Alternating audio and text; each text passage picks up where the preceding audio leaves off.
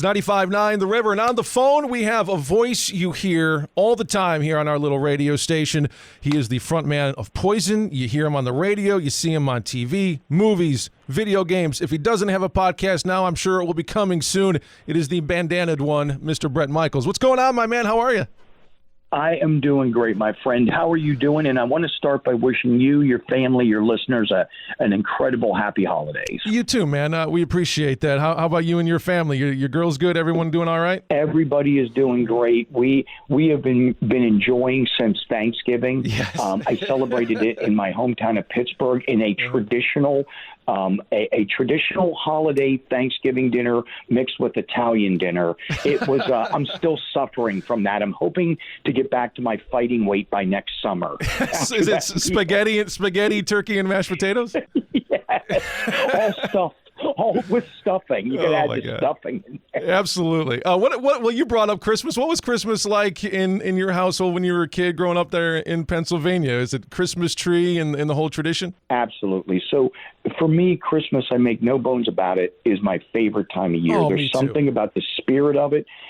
Every time we had Christmas as a family, I remember the old high 8, the old 8mm camera with the bright light going. Oh yeah. And I always remember it being snowy, no matter what. It was always snow or some kind of snow. The tradition was in the afternoon to go out and play a little football in the backyard. Yep. Right? That was big doings.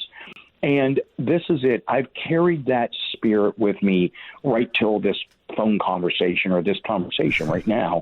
It is, honest to God, there's something about it. I play Christmas music sometimes almost year-round. I pop it in. It puts me in a good mood, no matter what. Even in the summer, sometimes I throw it in there along with some just good island party music.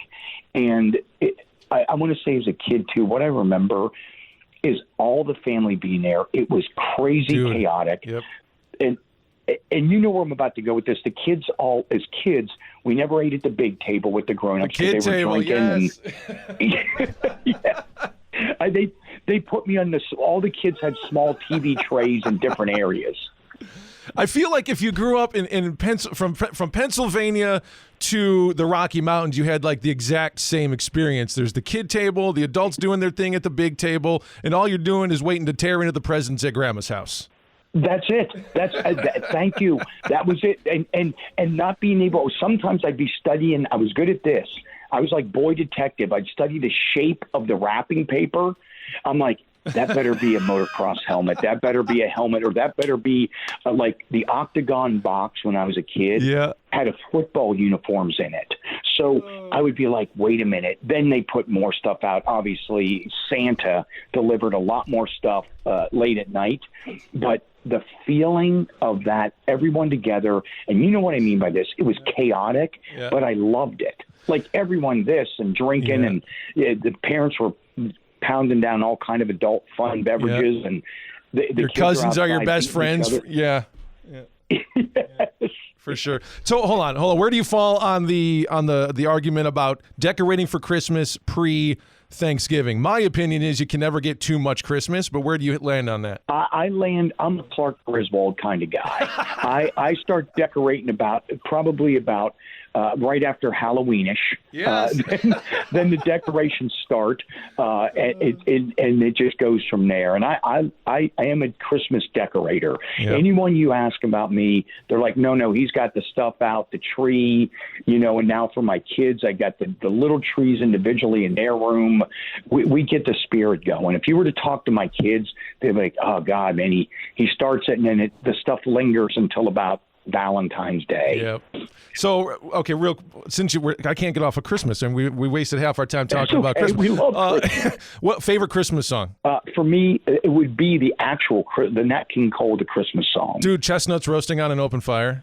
Yeah, you can't. There's something about the way it comes in with the guitar, the slide, his voice is unbelievable. But I'll take Frank. I'll take Dean. You know what I mean? Bing. All of it. It's all good. Me and you are the same person. I swear to God. That's my. I cannot get enough chestnuts roasting on an open fire. Hey, before we talk about Parti-Gras, which is coming to Chicago in July, Hollywood Casino Amphitheater, Night Ranger, Jefferson Starship, Mark McGrath from Sugar Ray, Steve Augeri. I wanted to ask you about your work with fighting type 1 diabetes. You've been a type 1 diabetic since you were young, and that hits personal for me. I dodged the bullet somehow, but my father was a type 1 diabetic since he was a preteen. He grew up living with it. It was just something that me and my brother saw in our house as just normal. You know, my dad always taking shots in his thigh. He always had, you know, the bag of candy wherever he was. He was a basketball player for a long time, so he took care of himself. And I know that type 1 diabetes is a thing that not only the person who has it lives with, but the entire family. So I know what it takes to deal with it from a young age. My question is, how do you grow? How do you become a rock star and do rock star things through the 80s of all decades, managing type 1 diabetes? How do you be Bret Michaels in the 80s with type 1 diabetes? How did that go?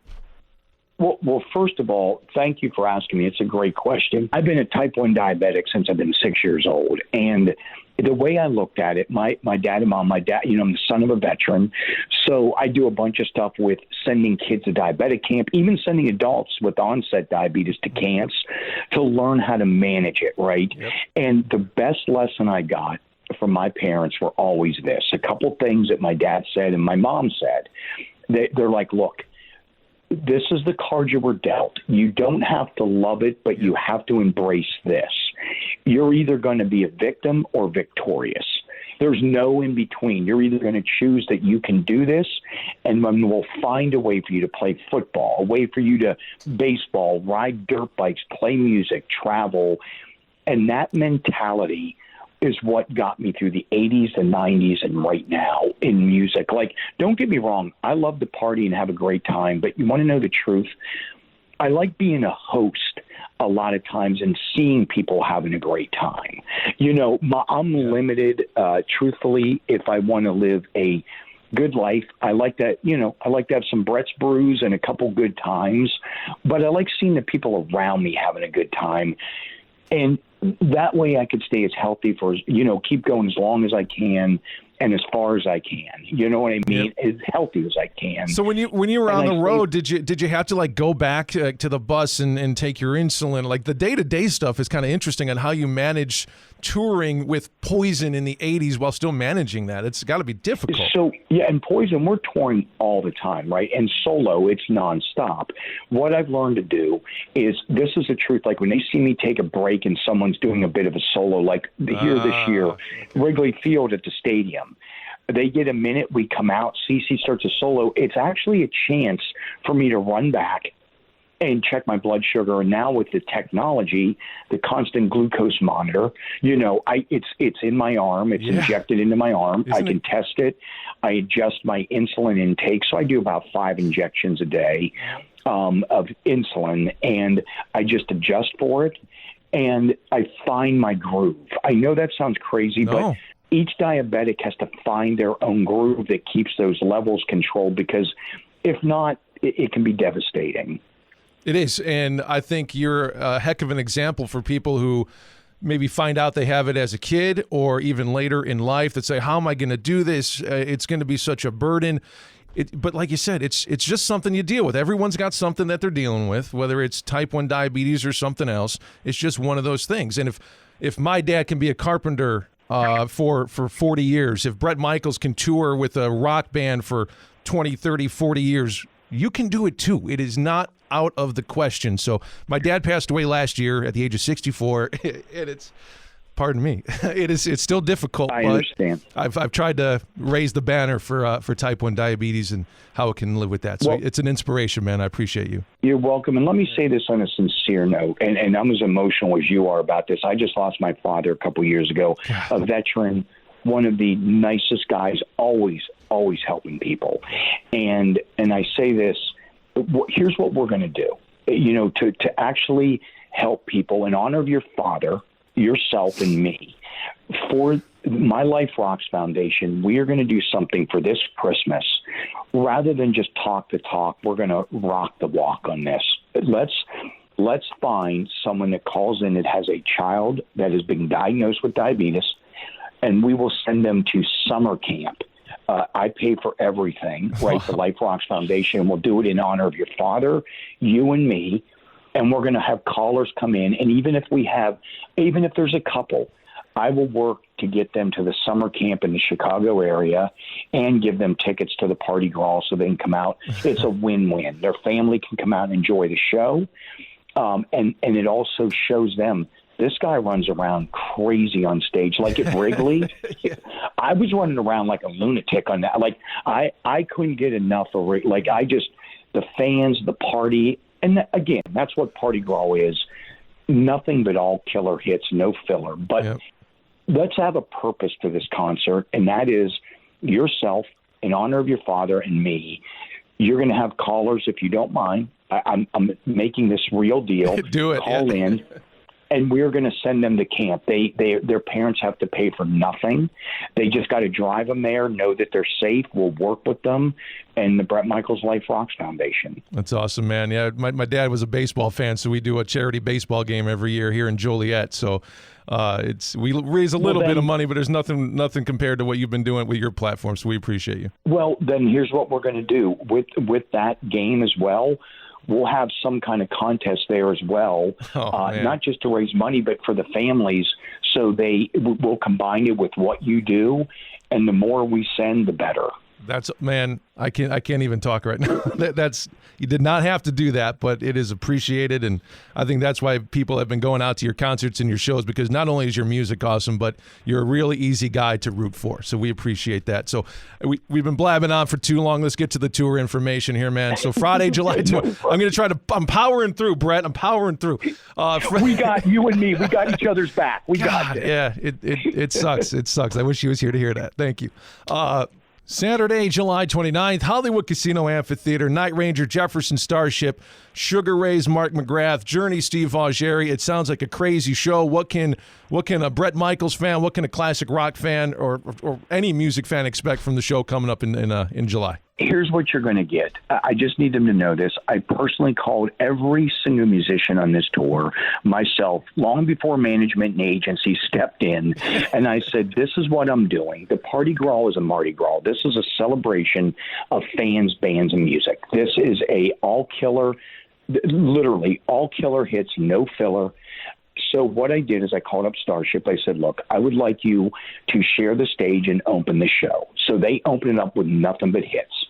Then we have yourself, other people on stage. Literally, we're making this like a carnival. We're on stage. We're throwing stuff out to people, mashing up the music. Between that set, then Night Ranger comes on. Nothing but hits, right? All their hits, they get done. Then I come on stage. I sing 3 or 4 Poison hits. I literally throw the microphone over. Steve Augeri from Journey starts singing Don't Stop Believin' right after a Talk Dirty to Me. Then the next thing you know, he's doing Journey hits. I get the mic back. I sing a couple more Poison hits. I give the mic to Mark McGrath. He starts singing. Then Starship and Night Ranger roll up on stage with me, and we all start singing. And then we have a mystery guest at the end of the night that either is going to be local, someone we love, or someone from around the world, a great musician, come up, and we're going to do their song right into Nothing But a Good Time. That's a party. I mean, you've titled the tour correctly, I believe. It is the Parti-Gras Mardi Gras. And you know how that came about? I always go down and host the Orpheus Floats when we're in New Orleans for Mardi Gras. And I cannot tell you, the first year I did it, I saw people come together, because that's what I like to do at my concerts, bring everyone together. No policies, no politics. It's meant to be a party, right? Mm-hmm. I always honor hometown heroes on stage, but what I wanted to do when I saw Mardi Gras, everybody's throwing beads, bandanas. It was like the pirates and partiers, right? Yes. And I want people to come and actually start with a modern day throwback to the tailgate parties, great times. And when they leave there, they go, this is all I want. They say, I'm really hoarse from singing hits, and that was a good night in my life. Yep. That's all you do. Everyone's got issues, and that's what concerts are about. Forgetting those. You walk through the door, forget your problems, and just hang out and have a good time. Your problems will be waiting for you afterward, right? That is it. And I have people that work with me that are greeters. They're coming through. They're putting beads on them, giving kids guitar picks. Love it. We're going to take care of the fans. I don't get to do this without you, without them. And I just want them to know they're appreciated. That's it. Friday, July 28th, Hollywood Casino Amphitheater out in Tinley. Night Ranger, Starship, McGrath, Augeri, and the man himself, Bret Michaels. Man, we appreciate your time today. We look forward to checking you out in the summertime. Your music's awesome in a world, in a music industry where you can like somebody's music but maybe not like them personally. You're a super easy guy to root for, man, so we're wishing the best for you. Merry Christmas to you, your girls, your family, everybody else. We look forward to you out here in July, man. I thank you very much, and we're going to do that. We're going to rock this. It'll be a concert and a party with a purpose, and happy holidays to you, and we're going to send some great kids to diabetic camp. Love it. Hey, man.